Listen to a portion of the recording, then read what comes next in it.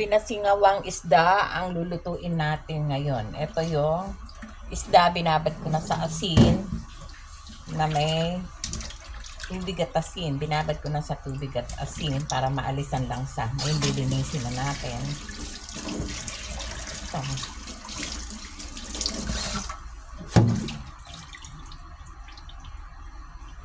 Lalagyan natin ng asin.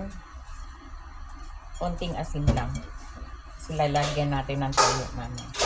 Lagyan na natin ng asin, paminta,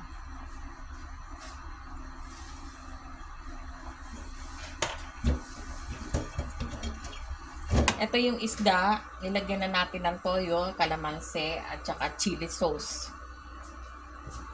Yan, nilagay na natin.